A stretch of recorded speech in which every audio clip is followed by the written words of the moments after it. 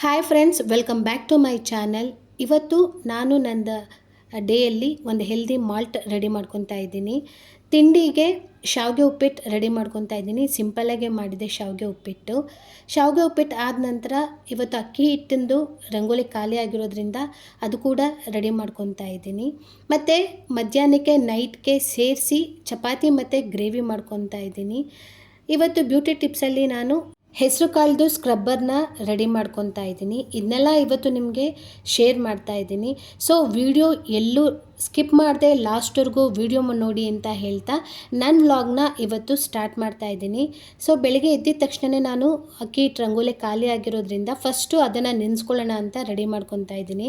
ಸ್ವಲ್ಪ ಅಕ್ಕಿ ತೊಗೊಂಡು ಅದನ್ನು ತೊಳೆದ್ಬಿಟ್ಟು ನೀಟಾಗಿ ನೀರಿಟ್ಟು ನೆನೆಯಕ್ಕೆ ಬಿಡ್ತಾ ಇದ್ದೀನಿ. ಅದು ಒನ್ ಅವರಿಂದ 2 ಅವರ್ಸ್ ನೆನಿಬೇಕು.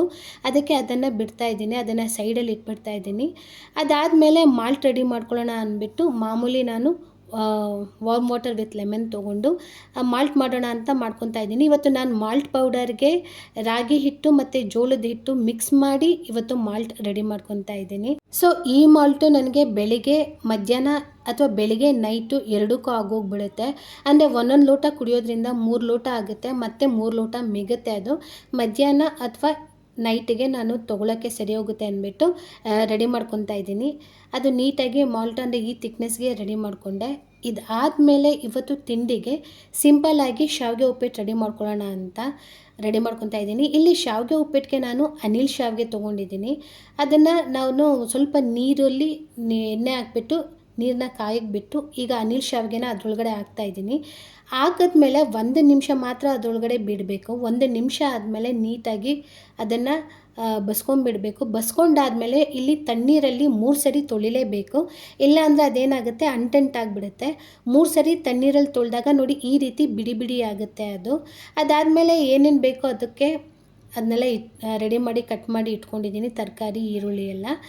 ಬಾಣಲೆ ತೊಗೊಂಡು ಸ್ವಲ್ಪ ಸಾಸಿವೆ ಹಾಕ್ಕೊತಾ ಇದ್ದೀನಿ, ಸ್ವಲ್ಪ ಜೀರಿಗೆ ಹಾಕ್ಕೊತಾ ಇದ್ದೀನಿ. ಅದಾದಮೇಲೆ 1 ಟೇಬಲ್ ಸ್ಪೂನು ಕಡಲೆಬೇಳೆ ಹಾಕ್ಕೊಂಡಿದ್ದೀನಿ, ಸ್ವಲ್ಪ ಹಸಿಮೆಣ್ಸಿಕಾಯಿ ಹಾಕ್ಕೊಂಡಿದ್ದೀನಿ. ಇಲ್ಲ ಹಸಿಮೆಣ್ಸಿಕಾಯಿ 8ರಿಂದ 10 ತೊಗೊಂಡಿದ್ದೀನಿ.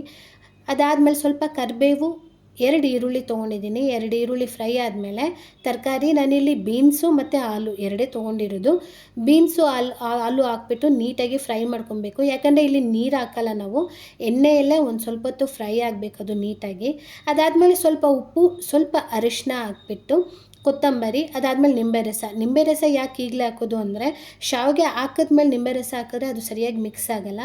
ಸೊ ನಿಂಬೆ ರಸ ಎಲ್ಲ ಹಾಕಿ ನೀಟಾಗಿ ಮಿಕ್ಸ್ ಮಾಡ್ಕೊಂಡ್ಮೇಲೆ ನಾವೇನು ಬೇಯಿಸಿಟ್ಕೊಂಡಿದ್ವೋ ಆ ಶಾವಿಗೆ ಹಾಕ್ಬಿಟ್ಟು ನೀಟಾಗಿ ಮಿಕ್ಸ್ ಕೊಟ್ಬಿಟ್ರೆ ಶಾವಿಗೆ ಉಪ್ಪಿಟ್ಟು ರೆಡಿ ಆಗಿಬಿಡ್ತು. ತುಂಬಾ ಈಸಿಯಾಗಿರುತ್ತೆ, ತುಂಬ ಚೆನ್ನಾಗಿರುತ್ತೆ. ನೀವು ಹೋಟೆಲ್ ಸ್ಟೈಲಲ್ಲೇ ಅಂಟಂಟು ಆಗದೇ ಇರೋ ಥರ ನೀಟಾಗಿ ಬರುತ್ತೆ, ಉದುದ್ರಾಗಿ ಬರುತ್ತೆ. ಸೊ ಟ್ರೈ ಮಾಡಿ ನೋಡಿ. ಬಟ್ ಅದು ತಣ್ಣೀರಲ್ಲಿ ತೊಳೆದ್ರೆ ಮಾತ್ರ ಅದು ಆ ರೀತಿ ಬರೋದು. ನಾವೇನು ಮಾಡ್ತೀವಿ, ಬಿಸಿನೀರಿಗೆ ಹಾಕಿದ ತಕ್ಷಣ ಎತ್ತಿಗೆ ಬಿಡ್ತೀವಲ್ಲ, ಆ ಥರ ಆಗುತ್ತೆ. ಅದಾದಮೇಲೆ ರಂಗೋಲಿಗೆ ರೆಡಿ ಮಾಡಿಕೊಂಡೆ. ಅಕ್ಕಿ ನೆಂದಿದೆಯಲ್ಲ ಅದನ್ನು ನಾನು ರುಬ್ಬಕ್ಕೆ ಹಾಕ್ಕೊತಾ ಇದ್ದೀನಿ. ಸೊ ರುಬ್ಬಾಗಿದೆ, ಈ ರೀತಿ ರೆಡಿಯಾಗಿದೆ ನೋಡಿ. ಈಗ ಇದನ್ನು ಈ ಪ್ಲಾಸ್ಟಿಕ್ಕಲ್ಲಿ ಸ್ಟೋರ್ ಮಾಡಿ ಇಟ್ಕೊತೀನಿ. ಇದಕ್ಕೆ ಇನ್ನೊಂದು ಸ್ವಲ್ಪ ನೀರು ಹಾಕಬೇಕು, ಯಾಕಂದರೆ ಗಟ್ಟಿಯಾಗಿದೆ.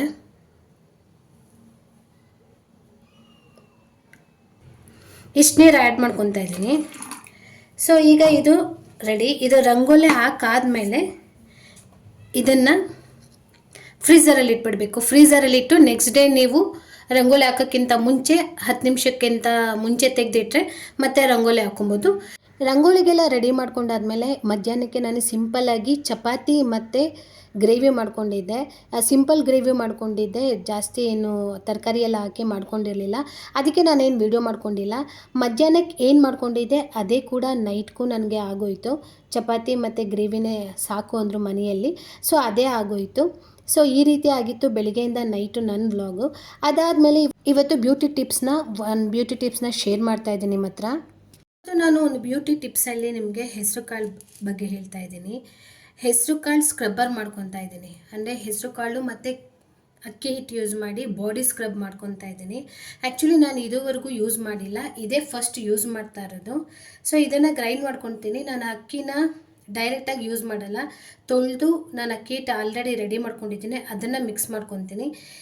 2 ಟೇಬಲ್ ಸ್ಪೂನಷ್ಟು ಹೆಸರು ಕಾಳು ತೊಗೊಂಡಿದ್ದೀನಿ, ಅದನ್ನು ನೈಸಾಗಿ ಪೌಡ್ರ್ ಮಾಡ್ಕೊಂಡು ಬರ್ತೀನಿ.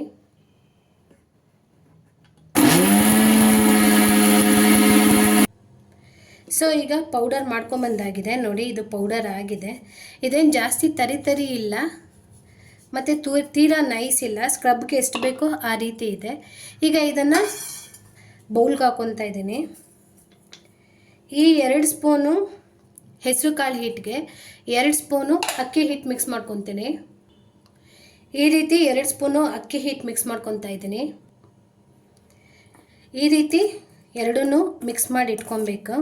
ಇದಕ್ಕೆ ನೀವು ಸ್ವಲ್ಪ ಬೇಕಂದರೆ ಅರಿಶಿನ ಹಾಕ್ಕೊಬೋದು, ಅರಿಶಿನ ಹಾಕೊಳ್ಳೋರು ಹಾಕೋಬೋದು, ಅರಿಶಿನ ಬೇಡ ಅನ್ನೋರು ಜಸ್ಟ್ ಇಷ್ಟು ಮಾಡಿಕೊಂಡು ಬಿಡಬೇಕು. ನೀಟಾಗಿ ಮಿಕ್ಸ್ ಮಾಡ್ಕೊಬೇಕು.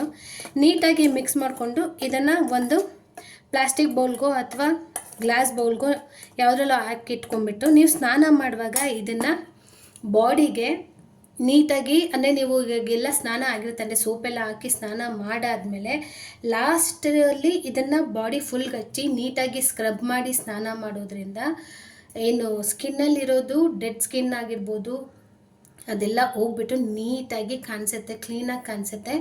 ನೀವು ಮುಖಕ್ಕೂ ಅಷ್ಟೇ ಸೋಪು ಅಥವಾ ಫೇಸ್ ವಾಶ್ ಆದಮೇಲೆ ಈ ಪೌಡರ್ನ ಹಚ್ಬಿಟ್ಟು ನೀಟಾಗಿ ಸ್ಕ್ರಬ್ ಮಾಡಿ ಸ್ನಾನ ಮಾಡೋದ್ರಿಂದ ಮುಖ ಕೂಡ ಹಾಗೇ ಫ್ರೆಶ್ಶಾಗಿ ಕಾಣಿಸುತ್ತೆ, ಸ್ವಲ್ಪ ಗ್ಲೋನು ಕಾಣಿಸುತ್ತೆ. ಯಾಕಂದರೆ ನಾನು ಇದು ಫಸ್ಟೇ ಟೈಮ್ ಹೆಸರು ಕಾಳನ್ನ ಯೂಸ್ ಮಾಡ್ತಾ ಇರೋದು. ನನಗೆ ಅಕ್ಕಿ ಹಿಟ್ಟು ಫೇವ್ರೇಟು, ಅಂದರೆ ಹೋಮ್ ಮೇಡ್ ಇದರಲ್ಲಿ ಬ್ಯೂಟಿ ಇದರಲ್ಲಿ ನನಗೆ ಅಕ್ಕಿ ಹಿಟ್ಟು ತುಂಬಾ ಇಷ್ಟ. ಅಕ್ಕಿ ಹಿಟ್ಟಲ್ಲಿ ನೀವು ಏನು ಮಾಡಿಕೊಂಡ್ರು ಫೇಸ್ಗೆ ತುಂಬಾ ಚೆನ್ನಾಗಿ ಕಾಣಿಸುತ್ತೆ. ಬಟ್ ನಾನು ಹೆಸರು ಕಾಳು ಯೂಸ್ ಮಾಡಿರಲಿಲ್ಲ, ಇದೇ ಫಸ್ಟು ನಾನು ಹೆಸರು ಕಾಳು ಯೂಸ್ ಮಾಡಿದ್ದು. ತುಂಬಾ ಚೆನ್ನಾಗಿದೆ, ನಾನು ಆಲ್ರೆಡಿ ಯೂಸ್ ಮಾಡೇ ಹೇಳ್ತಾ ಇರೋದು. ಬಾಡಿಗೆ ಫೇಸ್ಗೆ ಎಲ್ಲ ಅಪ್ಲೈ ಮಾಡಿದೆ. ನಂದು ಸೆನ್ಸಿಟಿವ್ ಸ್ಕಿನ್ ಆಗಿರೋದ್ರಿಂದ ನಾನು ಹೋಮ್ ರೆಮಿಡಿ ಎಲ್ಲ ಯೂಸ್ ಮಾಡ್ತೀನಿ. ಹೊರಗಡೆಯಿಂದ ತರೋ ಕ್ರೀಮ್ನ 100 ಸರಿ ಯೋಚನೆ ಮಾಡ್ತೀನಿ ಮುಖಕ್ಕೆ ಅಪ್ಲೈ ಮಾಡೋಕ್ಕೆ, ಯಾಕಂದರೆ ನಂದು ತುಂಬ ಸೆನ್ಸಿಟಿವ್ ಸ್ಕಿನ್ನು. ಅದಕ್ಕೋಸ್ಕರ ನೀವು ಈ ಹೆಸರು ಕಾಳನ್ನ ಆರಾಮಾಗಿ ಯೋಚನೆ ಮಾಡದೆ ನೀವು ಅಪ್ಲೈ ಮಾಡ್ಬೋದು. ಇದನ್ನು ನೀವಲ್ಲದೆ ಮಗುಗೂ ಕೂಡ ಹಚ್ಬೋದು, ಅಷ್ಟು ಚೆನ್ನಾಗಿದೆ ಪೌಡರು. ಆರಾಮಾಗಿ ನಿಮ್ಮದು ಮುಖ ಗ್ಲೋ ಬರುತ್ತೆ, ಮುಖ ಏನಂದರೆ ನೀಟಾಗಿ ಕಾಣಿಸುತ್ತೆ ಮಿರರ್ ಥರ. ಸೊ ನನಗಂತೂ ತುಂಬಾ ಇಷ್ಟ ಆಯಿತು. ಸೊ ನೀವು ಟ್ರೈ ಮಾಡಿ ನೋಡಿ, ಟ್ರೈ ಮಾಡಿದ್ರೆ ಮಾತ್ರ ವಿಷಯ ಯಾವುದೇ ಆದ್ರೂ ಇದು ನಿಜನಾ ಸುಳ್ಳ ಅಂತ ಗೊತ್ತಾಗೋದು. ಯಾಕಂದರೆ ನಮ್ಮ ಫೇಸ್ಗೆ ಅದು ಸೂಟ್ ಆಗುತ್ತಾ ಸೂಟ್ ಆಗಲ್ವಾ ಅಂತ ತಿಳ್ಕೊಳಕ್ಕಾದರೂ ಅದನ್ನು ಟ್ರೈ ಮಾಡಿದ್ರೆ ಮಾತ್ರ ಗೊತ್ತಾಗೋದು. ಈಗ ನಾನು ಬರೀ ಅಕ್ಕಿ ಹಿಟ್ಟು ಟ್ರೈ ಮಾಡ್ತಾಯಿದ್ದೆ, ನನಗೆ ಕಡಲೆ ಹಿಟ್ಟು ಅಷ್ಟು ನನ್ನ ಫೇಸ್ಗೆ ಸೂಟ್ ಆಗಲ್ಲ, ಅಕ್ಕಿ ಹಿಟ್ಟು ತುಂಬ ಚೆನ್ನಾಗಿ ಸೂಟ್ ಆಗುತ್ತೆ. ಸೊ ಈ ಹೆಸರು ಕಾಳು ಸೂಟ್ ಆಗುತ್ತಾ ಇಲ್ವಾ ಅಂತ ನಾನು ಟ್ರೈ ಮಾಡಿದೆ, ಹಾಗೆ ಕೂಡ ನೀವು ಟ್ರೈ ಮಾಡಿ ಸೂಟ್ ಆಗುತ್ತಾ ಇಲ್ವಾ ಅಂತ. ನನಗಂತೂ ತುಂಬ ಚೆನ್ನಾಗಿ ಸೆಟ್ ಆಯಿತು. ಸೊ ಇದನ್ನು ನಾನು ಸ್ಕ್ರಬ್ಬರಾಗೆ ಯೂಸ್ ಮಾಡ್ಕೊತಾ ಇದ್ದೀನಿ. ನೀವು ಮಕ್ಳಿಗೂ ಕೂಡ ಯೂಸ್ ಮಾಡ್ಬೋದು, 5 ವರ್ಷದ ಮಗುದ ಮೇಲೆ ಮಾಡಿ. ಯಾಕಂದರೆ ಚಿಕ್ಕ ಮಕ್ಳಿಗೆಲ್ಲ ಬೇಡ, 5 ವರ್ಷಕ್ಕಿಂತ ಚಿಕ್ಕವರಾಗಿದ್ದರೆ ಅವ್ರಿಗೆಲ್ಲ ಈ ಥರ ಅಪ್ಲೈ ಮಾಡಬೇಡಿ. ಯಾಕಂದರೆ ಆ ಮಗು ಸ್ಕಿನ್ನೇ ತುಂಬ ಸೆನ್ಸಿಟಿವ್ ಆಗಿರುತ್ತೆ. 5 ವರ್ಷ ಮೇಲ್ಪಟ್ಟ ಮಕ್ಕಳಿಗೆ ನೀವು ಈ ರೀತಿ ಪೌಡರ್ನ ಆರಾಮಾಗಿ ಯೂಸ್ ಮಾಡ್ಬೋದು. ಸೊ ನಾನು ಈಗ ಇದನ್ನು ಸ್ಟೋರ್ ಮಾಡಿ ಇಟ್ಕೊತೀನಿ. ನಾನು ಈ ರೀತಿ ಸ್ಟೋರ್ ಮಾಡಿ ಇಟ್ಕೊತಾ ಇದ್ದೀನಿ. ಈ ಪೌಡರ್ನ ನೀವು ಫೇಸ್ ಪ್ಯಾಕ್ಗೂ ಯೂಸ್ ಮಾಡ್ಬೋದು. ಅಂದರೆ ಫೇಸ್ ಪ್ಯಾಕ್ಗೆ ಈ ಪೌಡರ್ನ 2 ಚಮಚ ತೊಗೊಂಡು ಸ್ವಲ್ಪ ಹಾಲು ಅಥವಾ ಮೊಸರು ನಿಮಗೆ ಯಾವುದು ಸೂಟ್ ಆಗುತ್ತೆ ನಿಮ್ಮ ಸ್ಕಿನ್ಗೆ ಹಾಕ್ಬಿಟ್ಟು ನೀಟಾಗಿ ಕಲಸಿ ಮುಖಕ್ಕೆ ಹಚ್ಬಿಟ್ಟು ಒಂದು 20 minutes to half an hour ಬಿಟ್ಟು ತಣ್ಣೀರಿಂದ ತೊಳಿಬೇಕಾಗುತ್ತೆ, ಬಿಸಿನೀರಿಂದ ತೊಳೆಯೋಂಗಿಲ್ಲ. ತಣ್ಣೀರಿಂದ ತೊಳೆದ್ಬಿಟ್ರೆ ಮುಖ ನೀಟಾಗಿ ಪಳ ಅನ್ನತ್ತೆ, ಸೀರಿಯಸ್ ಆಗಿ ಪಳ ಅಂತಲೇ ಅನ್ನತ್ತೆ. ನಾನು ಟ್ರೈ ಮಾಡಿದ್ದೀನಿ, ಟ್ರೈ ಮಾಡಿ ನೋಡಿ, ಟ್ರೈ ಮಾಡಿದ್ರೆ ಮಾತ್ರ ಗೊತ್ತಾಗುತ್ತೆ.